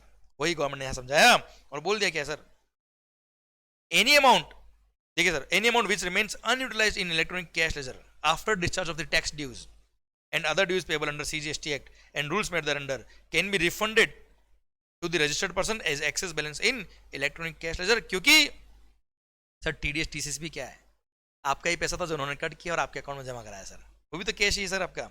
सर देख लीजिए sir, Sir, it is not mandatory for the registered person to utilize the TDS or TCS amount credited to his electronic cash ledger only for the purpose of discharging tax liability. The registered person is at full liberty to discharge his tax liability in respect of the supplies made by him during a tax period, either through debit in the credit ledger और through the cash ledger as per his choice. उसको credit ledger use करना है, cash ledger use करना है। Credit पड़ा होगा तो ITC use करेगा ना सर, वो कैश लेजर क्यों यूज करेगा? अब कैश लेजर यूज नहीं आ रहा है, उसमें टीडीएस टीसीएस का अमाउंट का क्रेडिट पड़ा हुआ है, तो वो तो कैश लेजर में पैसा है ना। अब कैश लेजर से रिफंड कभी भी लो, हमें कोई दिक्कत नहीं, भले वो किसी का भी अमाउंट हो sir. Point number 4, sir whether relevant date for refund of tax paid on supplies regarded as deemed exports by the recipient is to be determined as per clause number B of explanation 2 of section 54 of the CGST act.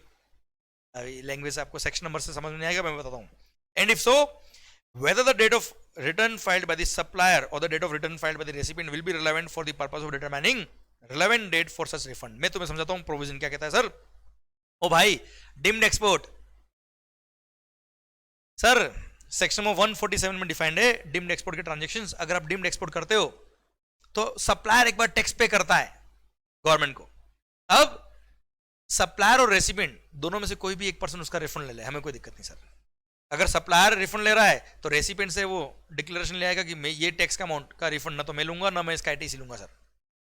और अगर supplier ने recipient से tax का amount ले लिया, government को पे कर दिया, अब रेसिपिएंट रिफंड लेने जा रहा है तो रेसिपिएंट सप्लायर से डिक्लेरेशन ले आएगा कि सप्लायर कभी रिफंड के लिए अप्लाई नहीं करेगा। तो रिफंड में कोई भी अप्लाई करे कोई दिक्कत नहीं सर, ये तो आप और हम पढ़ चुके सर। अब पॉइंट आता है क्या, the time limit to apply for the refund is 2 years। 2 years कब से? सेक्शन 54 में एक्सप्लेन किया हुआ है रिलेवेंट डेट को, और वहां लिखा है क्या सर, जिस दिन उस डिम्ड एक्सपोर्ट से रिलेटेड रिटर्न, जिस दिन रिटर्न रिलेटिंग टू रिटर्न मतलब 3B, ये लिखा है सर। क्या लिखा है वहां पे एक्सप्लेनेशन में, ये पढ़िए sir. In case of supply of goods regarded deemed export where a refund of tax paid is available in respect of the goods, the date relevant date 2 साल कब से काउंट करेंगे, the date on which the return relating to such deemed export is furnished. Return relating to such deemed export, अच्छा जो deemed export हुआ है वो supplier ने किया ना सर। अब रिफंड भले रेसिपिएंट ले या सप्लायर ले, वो फर्क नहीं पड़ रहा, सप्लायर तो सप्लायर ने किया है। अब सप्लायर ने जब रिटर्न फाइल किया होगा वहां से 2 साल काउंट करेंगे, भले रिफंड के लिए अप्लाई रेसिपिएंट करे या सप्लायर करे, उससे कोई फर्क नहीं पड़ता, क्योंकि return relating to such deemed export, deemed export तो किया सप्लायर ने। अब सप्लायर ने जब रिटर्न सबमिट किया होगा वहां से 2 साल काउंट करेंगे, भले रिफंड रेसिपिएंट ले या सप्लायर ले, उससे कोई फर्क नहीं पड़ता। ये सर्कुलर ने सप्लायर समझाया बेटा, क्लियर, डन। ये रिफंड से रिलेटेड बातें भी खत्म होती है। अब आई होप पिक्चर समझ में आ रही सर आपको, आई होप प्रोविजन समझ में आ रहे सर आपको। सर ये चैप्टर नंबर 14 के अमेंडमेंट्स तो क्या थे सर, सर्कुलर था सर। आपको समझ में आ रहा होगा कि मेजरली सर अमेंडमेंट कुछ नहीं है सर, आया ना, मेयर क्लेरिफिकेटरी नेचर के पॉइंट है सर, सर्कुलर्स मेयर क्लेरिफिकेशन होते सर। आओ बच्चों chapter number 18 sir, demand and recovery वाला चैप्टर अपना बेटा। सरकार सेक्शन नंबर 73 74 याद आया बेटा आपको?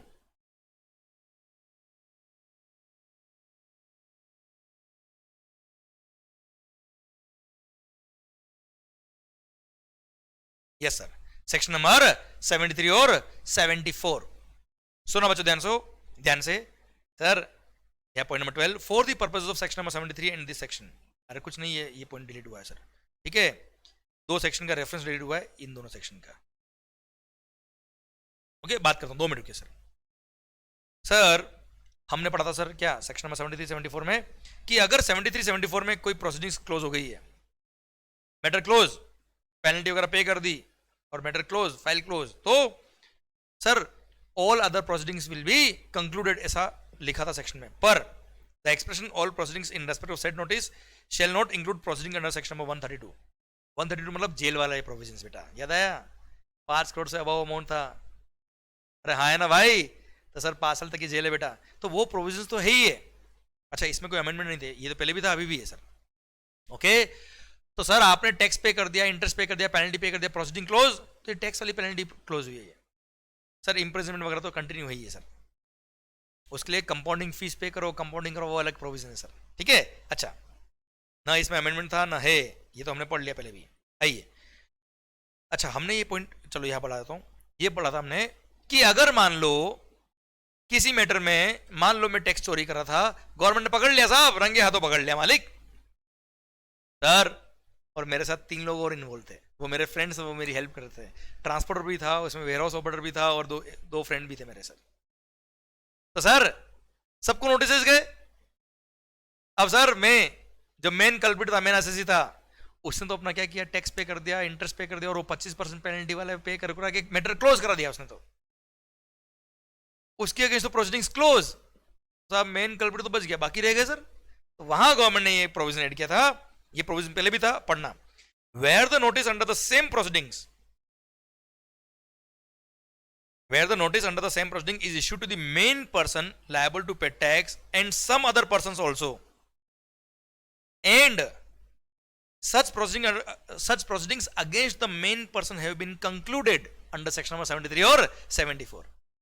मेन पर्सन के अगेंस्ट सर प्रोसीडिंग क्या हो गई, कंक्लूड हो गई है, तो ऐसे केस में ये माना जाएगा कि जो साथ वाले लोग थे वो भी छूट गए, उनकी प्रोसीडिंग भी क्लोज हो गई सर। पर यहां पे ध्यान से पढ़ना सर, वापस पढ़ना बेटा, इसको शुरू से पढ़ो। Where the notice under the same proceeding is issued to the main person liable to pay tax and some other persons also, and such proceedings against the main person have been concluded under section number 73 or 74, the proceedings against all such other person liable to pay penalty under section number 122 and 125 are deemed to be concluded। मतलब 122 की जो penalty है और 125 में general penalty दे रखी है sir, वो मान लेंगे कि ये अदर लोग भी उससे फ्री हो गए, उन पे कोई पेनल्टी 122 और 125 का नहीं लगेगा। पर पहले 4 सेक्शंस थे यहाँ पे बेटा, बस कलर लेता हूं, चलो ये पहले 4 सेक्शन हुआ करते थे, 122, 125, 129 और 130, चारों सेक्शन की प्रोसीडिंग मान लेते क्लोज हो गई है, पर अभी केवल 122 और 125 की प्रोसीडिंग क्लोज हुई, यही मानेंगे। 129 और 130 की प्रोसीडिंग्स क्लोज नहीं होगी उन लोगों के अगेंस्ट। अब आप कहेंगे सर आप तो सेक्शन नंबर ऐसे बोले जा रहे हो जैसे हमको याद ही हो सर, तो जस्ट रेफरेंस के लिए मैंने आपको दिया है सर, ये सेक्शन सारे चैप्टर नंबर 23 में आने वाले सर आपके लिए। 122 है पेनल्टी फॉर सर्टेन ऑफेंसेस, पता है पेनल्टी का जो चैप्टर उसका फर्स्ट सेक्शन जिसमें लिस्ट ऑफ ऑफेंस दे रखे और बाद में पेनल्टी का अमाउंट दे रखा। 125 जनरल पेनल्टी दे रखी सर। 129 याद आया, ड्यूरिंग ट्रांसपोर्टेशन ईवे बिल नहीं है या बिल नहीं है और वहां पे गाड़ी पकड़ ली सर आपकी, detention seizure and release of goods and conveyance in transit. 130 confiscation, याद है रिडम्पशन फाइन पे करे गुड्स ले सकते हो आप, कॉन्फिस्केशन ऑफ गुड्स और conveyance and levy of penalty. और 132 है पनिशमेंट ऑफ सर्टेन ऑफेंसेस जो इम्प्रिजनमेंट के प्रोविजन थे। अच्छा 132 तो यहाँ पे काम आया था सर, वो तो ठीक है अमेंडमेंट में कवर नहीं था सर, जस्ट रेफरेंस ले दिया मैंने। तो कुल मिला के मैं और मेरे 4 दोस्त मेन कल्प्रिट में था, अगर मेरे मैटर क्लोज हो गया तो मेरे फ्रेंड्स जो इन्वॉल्व थे उसका 122 और 125 का पेनल्टी क्लोज हो जाएगा, मैटर क्लोज हो जाएगा, उन पे कोई पेनल्टी नहीं लगाएंगे अगर मेरा मैटर क्लोज हो गया तो। पर अगर 129 और 130 की पेनल्टी उन पे लगती है तो वो लगेगी सर। 129 क्या था, ट्रांसपोर्टर, जैसे आपको पता है कि अगर ड्यूरिंग ट्रांजिट ईवी बिल नहीं था, मैं भी इन्वॉल्व था, ट्रांसपोर्टर भी इन्वॉल्व था, तो सर मेरा भले ही सेक्शन नंबर 73 74 में मैटर क्लोज हो गया है, पर उसका 129 में मैटर ओपन हो गया, 129 में वो बचेगा नहीं सर, उसको पेनल्टी पे करना पड़ेगा ट्रांसपोर्टर को सर। क्लियर? अच्छा 129 और 130 में वैसे मेजर अमेंडमेंट्स थे, 129 और 130 हम आगे जाके पढ़ने वाले sir. Clear? Don't worry for that. 129 130 हम आराम से आगे पढ़ेंगे, इसमें अमेंडमेंट थे बेटा, ओके डोंट वरी सर। तो कुल मिला के 129 और 130 के प्रोसीडिंग्स क्लोज नहीं होंगे, बाकी की प्रोसीडिंग क्लोज हो जाएंगे सर उन मेरे दोस्तों के सर। ओके डन सर, ये खत्म हो गया आपका एक और अमेंडमेंट। आइए बच्चों एक बड़ा सुंदर सा पॉइंट यहाँ पे ऐड हुआ है सर। सर सेक्शन नंबर 75 था सर अपना, मतलब है अभी भी,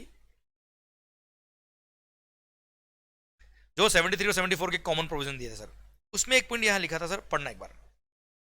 Notwithstanding anything contained in section number 73 or 74, where any amount of self-assessed tax in accordance with the return submitted under section number 39 remains unpaid, मतलब भाई देखो 73 और 74 क्या बोलता है, हम डायरेक्ट रिकवरी करने नहीं आएंगे। मान लो आपने टैक्स चोरी करी, टैक्स पे नहीं किया, हम डायरेक्ट रिकवरी करने नहीं आएंगे, पहले आपको अपॉर्चुनिटी बीइंग हर्ड देंगे by way of issue of show cause notice. Section number 73 74 पहले आपको शो कोज नोटिस देगा, आप हार गए, केस हार गए तो डिमांड ऑर्डर देगा, डिमांड ऑर्डर के थ्रू आपने सर पैसा पे नहीं किया या अपील भी फाइल नहीं करी तो रिकवरी शुरू होती है। पर यहां पे तो प्रोविजन क्या कहता है, अगर आपने रिटर्न सबमिट किया और रिटर्न के अंदर डिक्लेयर किया कि मेरा इतना टैक्स बनता है और वो पे नहीं किया आपने, तो हम आपके अगेंस्ट रिकवरी शुरू कर सकते हैं without following provisions of section number 73 और 74, क्योंकि आप खुद बोलते हो ये मेरा सेल्फ असेस्ड टैक्स है, इतना टैक्स मेरा बनता है और पे नहीं किया, तो वहां पे हम आपको शो कोज नोटिस नहीं देंगे। इसलिए लिखा क्या, नॉट विथस्टैंडिंग एनीथिंग कंटेन 73 और 74। अच्छा, ये प्रोविजन पहले भी था, अभी भी है, एक्सप्लेनेशन तो अभी ऐड हुआ, 2 मिनट की है। तो ये पॉइंट पहले समझिए तो लिंक समझ में आएगा सर आपको। नॉट विथस्टैंडिंग एनीथिंग कंटेन 73 और 74 where any amount of self-assessed tax in accordance with the return furnished under section 39 remains unpaid either wholly or partly, or any amount of interest thereon, the same shall be recovered under the provisions of section number 79 without following 73 और 74। Not withstanding anything contain 73 74 मतलब हम show को notice वगैरह देंगे, direct recovery करने आएंगे अगर आपने रिटर्न में जो टैक्स डिक्लेयर किया वो नहीं पे किया तो। अच्छा, वैसे हम बात करें तो रिटर्न में अगर टैक्स डिक्लेयर किया और वो पे नहीं किया, प्रैक्टिकली बात करें तो सर रिटर्न सबमिट ही नहीं हो पाएगा सर। इसलिए गवर्नमेंट ने यहाँ पे एक एक्सप्लेनेशन ऐड किया बड़ा स्मार्टली और बोल दिया क्या, क्योंकि नॉर्मली क्या होता है, टैक्स पहले पे करेंगे फिर रिटर्न सबमिट होगा सर आपका, तो जीएसटी के अंदर। तो अभी यहाँ पे स्मार्टली गवर्नमेंट ने एक पॉइंट ऐड कर दिया और बोल दिया क्या, for the purpose of this subsection the expression self assessed tax shall include tax payable in respect of details of outward supplies which are furnished under section 37। मतलब GSTR 1 में आपने डिक्लेयर किया but not included in the return furnished under section 39। मतलब आपने कोई transaction GSTR 1 में या invoice furnishing facility use करके आपने वहां पे इनवॉइसेस फर्निश किए पर उनका टैक्स आपने पे नहीं करा थ्रू जीएसटीआर 3B। मतलब आपने वो फॉर एग्जांपल आपने 100 करोड़ की सेल दिखाई जीएसटीआर 1 के थ्रू, पर जब जीएसटीआर 3B फाइल करने गए तब केवल 20 करोड़ का ही आपने टैक्स डिक्लेयर किया, 20 करोड़ का सप्लाई आपने दिखाया बेटा। मतलब 1 के थ्रू आपने क्या कर दिया सर, रेसिपिएंट को क्रेडिट पास ऑन कर दी, आपने जीएसटीआर 1 सबमिट किया या इनवॉइस फर्निशिंग फैसिलिटी यूज करी, रेसिपिएंट को क्रेडिट चला गया, उसके 2B में चला गया सर, और आपने 3B में वो टैक्स डिक्लेयर नहीं किया, ट्रांजैक्शन डिक्लेयर नहीं किया, टैक्स पे नहीं किया, तो वहां पर ये प्रोवाइजो अट्रैक्ट होगा और वहां बोल दिया क्या, दिमाग खराब मत करना मंगल, ऐसे केस में हम without following provisions of section 73 74 हम डायरेक्ट रिकवरी करने आएंगे, वहां हम आपको कोई शोकोस नोटिस वगैरह नहीं देंगे, क्योंकि आपने खुद ने डिक्लेयर किया कि ये मेरा आउटवर्ड सप्लाई है। आपने जीएसटीआर 1 के अंदर खुद ने डिक्लेयर किया कि ये मेरा आउटवर्ड सप्लाई है, और 3B के अंदर उस ट्रांजैक्शन को आपने डिक्लेयर नहीं किया, इट मींस वो आपका सेल्फ असेस्ड टैक्स है, ये माना जाएगा, और उसका आपने टैक्स खुद ने डिक्लेयर करके खुद ने ही पे नहीं किया, हम तो रिकवरी करेंगे भाई 73 74 का हम प्रोसीजर फॉलो नहीं करेंगे, डायरेक्ट रिकवरी करने पहुंचेंगे सर। Clear, done. तो कुल मिला के बोगस बिल वालों को यहां और पकड़ा सर। वो लोग क्या करते थे, जीएसटीआर 1 तो सबमिट कर दिया, रेसिपिएंट को क्रेडिट मिल गया, इधर 3B के अंदर ट्रांजैक्शन दिखाया नहीं, टैक्स पे नहीं किया, सरकार ने बोल दिया हम डायरेक्ट रिकवरी करने आएंगे, 73 74 का नोटिस भी नहीं देंगे सर आपको। समझे, इतनी भारी है सरकार हमारी। Clear, done. आइए सर, एक और इस चैप्टर के अंदर प्रोविजनल अटैचमेंट के प्रोविजन हमने पहले भी पढ़े थे sir. Provisional attachment to protect revenue in certain cases हमने पहले पढ़ा था कि ड्यूरिंग द प्रोसीडिंग्स सर अगर कमिश्नर को लगता है कि असेसी भाग जाएगा सर, रिकवरी आएगी ये भाग जाएगा, तो to protect the interest of revenue commissioner के पास पावर है कि चाहे तो sir provisional attachment of the property कर ले सर, उस असेसी की प्रॉपर्टी को प्रोविजनली अटैच करते, 1 साल के लिए प्रोविजनल अटैचमेंट हो सकता था, ये प्रोविजन पहले भी था अभी भी है, बस इस सेक्शन का स्कोप थोड़ा बढ़ा दिया। क्लियर, और ये सब सेक्शन 1 को रिप्लेस करके थोड़ा सा स्कोप बढ़ा दिया और कुछ नहीं किया सर। पढ़ना, where after the initiation of any proceeding under chapter number 12 मतलब असेसमेंट, चैप्टर नंबर 14 मतलब inspection search seizure and arrest, chapter number 15 मतलब demand and recovery. After the initiation of any of the proceeding under these chapters, the commissioner is of the opinion that for the purposes of protecting the interest of government revenue, it is necessary so to do, he may by an order in writing attach provisionally any property including bank account belonging to the taxable person or any person specified in subsection 1 of section number 122। Bogus bill वाले लोग 2 minute बताता हूं मैं आपको। इन such manner as में भी prescribed, मतलब commissioner उनकी प्रॉपर्टी को इंक्लूडिंग बैंक अकाउंट को अटैच कर सकता है प्रोविजनली, सो दैट कल को ये भाग नहीं जाए और हमारा पैसा डूब नहीं जाए बेटा। क्लियर, अच्छा ये प्रोविजनल अटैचमेंट मैक्सिमम 1 साल के लिए रह सकता है, ये पहले भी था अभी भी है सर। अच्छा, अब आप कहेंगे सर आगे सब तो समझ में आया, ये 122 सब सेक्शन 1A में क्या कवर है सर? याद करो मैंने पेनल्टी के सेक्शन आपको पढ़ाए थे जिसमें मैंने बताया था आपको कि बोगस बिलिंग के ट्रांजेक्शन में जो मास्टरमाइंड होता है सर, उससे भी government 100% tax involve, 100% benefit involve, penalty charge कर सकता है उस पर्सन से। सर ध्यान देना, रिकवरी अगर करने के लिए गवर्नमेंट को लगता है ये ऐसे भाग जाएगा तो कमिश्नर के पास पावर है कि उसकी भी बैंक अकाउंट या उसकी भी प्रॉपर्टी को प्रोविजनली अटैच कर सकते हैं सर। सर यहाँ पर क्या लिखा है देखो, मैंने एनालिसिस ऑफ अमेंडमेंट दिया earlier. This section was applicable only during pendency of any proceeding under section number 62, 63, 64, 67, 73, 74, मतलब असेसमेंट और डिमांड रिकवरी के केस में, डिमांड के केस में अप्लाई था, पर अब तो इन सारे केस में ये सेक्शन अप्लाई होगा। Second, further now this section also empowers commissioner to attach properties belonging to the actual offender of the bogus invoicing transactions specified in section 122 subsection 1A apart from the taxable person। मतलब taxable person को तो पकड़ेंगे ही पकड़ेंगे, साथ में वो mastermind of the bogus bill जो होगा उसको भी पकड़ेंगे और उसकी भी प्रॉपर्टी को वो प्रोविजनली अटैच कर सकता है कमिश्नर। Clear, done. तो कुल मिला के कमिश्नर के पावर को बढ़ाया है सेक्शन नंबर 83 के थ्रू बेटा। ओके माहौल सरकार, इसी के साथ ये प्रोविजन भी खत्म होता है। अब आइए बच्चों एक दो अमेंडमेंट और देख लेते सर, उसके बाद हम आगे बढ़ लेंगे सर, या आप कहो तो। सर चलो एक छोटा सा अमेंडमेंट पढ़ लेते हैं अपील रिवीजन का, और फिर हम अगले सेशन में बात करेंगे अगले अमेंडमेंट की। सर अगला अमेंडमेंट आ रहा है अपील्स एंड रिवीजन में, एक छोटा सा पॉइंट ऐड किया है सर। सर प्री डिपॉजिट के जो प्रोविजन थे बेटा, प्री डिपॉजिट जो करना पड़ता था आपको, अगर पता हो, आपको अगर याद हो, तो अगर आप फर्स्ट अपीलेट अथॉरिटी के पास अगर आप अपील कर रहे हो तो जो टैक्स इन डिस्प्यूट होता था उसका 10% या 25 crore which ever is lower, इतना प्री डिपॉजिट करना पड़ता था। एंड सर अगर आप अपीलेट अथॉरिटी अगर आप जीएसटी 80 के पास जा रहे हो तो याद आया बेटा, एडिशनल 20% आपको, या sir maximum 50 crore which ever is lower, इतना आपको प्री डिपॉजिट करना पड़ता था। पर यहां पर एक पॉइंट ऐड किया है, अगर आप फर्स्ट अपीलेट अथॉरिटी मतलब कमिश्नर ऑफ अपील या जॉइंट कमिश्नर या एडिशनल कमिश्नर ऑफ अपील के पास अपील कर रहे हो बेटा, अपीलेट अथॉरिटी के पास अपील कर रहे हो, तो ऐसे केस में अगर आप जो अपील कर रहे हो वो सर सेक्शन 129 सब सेक्शन 3 में जो पेनल्टी लगा है, जो हम आगे पढ़ने वाले हैं, अरे है ना सर, ड्यूरिंग ट्रांजिट आपकी गाड़ी पकड़ ली, ईवी बिल नहीं था या बिल गड़बड़ था, कुल मिला के गुड्स गड़बड़ थे, और गाड़ी रोक के गुड्स सीज करके उन्होंने क्या कर दिया, आपको कोई डिमांड ऑर्डर रेज कर दिया कि इतना टैक्स पेनल्टी पे करो साहब, आप सॉरी इतना पेनल्टी पे करो आप साहब, हाँ है ना। तो वो पेनल्टी जब डिपार्टमेंट ने आप पे इंपोज कर दिया है, उस पेनल्टी के अगेंस्ट अगर आपको अपील फाइल करनी है to the commissioner of appeals या जॉइंट कमिश्नर या एडिशनल कमिश्नर ऑफ अपील्स, तो ऐसे केस में सर आपको प्री डिपॉजिट जो करना होगा वो 25% ऑफ दी पेनल्टी इंपोज करना पड़ेगा सर। कितना बेटा, जितना पेनल्टी उस अपील में लगाया, उस ऑर्डर में लगाया है, उसका 25% आपको प्री डिपॉजिट देना पड़ेगा सर। पढ़ना नॉर्मली कितना था sir, 10%, normally 10% of the tax involve, tax नहीं तो केवल पेनल्टी है तो पेनल्टी का 10% होता था सर। पर अगर आप पर सेक्शन नंबर 129 सबसेक्शन 3 का पेनल्टी लगाया है, तो ऐसे केस में 25% of the penalty imposed in the order, ये आपको प्री डिपॉजिट करना पड़ेगा, तब जाके आपकी अपील एक्सेप्ट होगी सर। पढ़ लीजिए, pre deposit of a sum equal to 25% of the penalty imposed in case of appeal to be filed against such an order passed under section number 129 subsection 3। तो pre deposit में एक point add कर दिया बेटा, और बोल दिया क्या, अगर सेक्शन नंबर 129 सबसेक्शन 3 का पेनल्टी था आपके ऑर्डर में, और उसके अगेंस्ट अगर आपको अपील करनी, तो उसमें उस पेनल्टी का 25% आपको प्री डिपॉजिट करना पड़ेगा सर। Okay done. अच्छा अब सुनना, यहां पे अमेंडमेंट किया है, ये सेक्शन नंबर 107 में जो appeal to the appeal authority होती है वहां अमेंडमेंट की, जो अब आपको जस्ट नॉलेज के लिए बता रहा हूं, जब आप इसके अगेंस्ट जाते हो जीएसटी 80 के पास,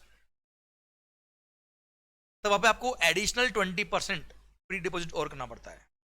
वहां कोई अमेंडमेंट नहीं किया, नहीं वहां पे कोई एक्स्ट्रा या इस तरह का अलग से कोई पॉइंट इंसर्ट किया। मतलब अगर आप अपील अथॉरिटी के पास गए सेक्शन में 129 सबसेक्शन 3 के ऑर्डर के अगेंस्ट, तो 25% तो आपने प्री डिपॉजिट कर दिया बेटा, फिर आप हार गए मान लो, और फर्दर अपील आपको करनी है जीएसटी 80 में, तो सर वहां पे आपको जिस अमाउंट के अगेंस्ट आप अपील कर रहे हो वहां का एडिशनल 20% आपको प्री डिपॉजिट और करना पड़ेगा, जो नॉर्मल प्रोविजन वहां पे वो तो करना ही पड़ेगा सर, अगर सेकंड अपील में जाते हो तो।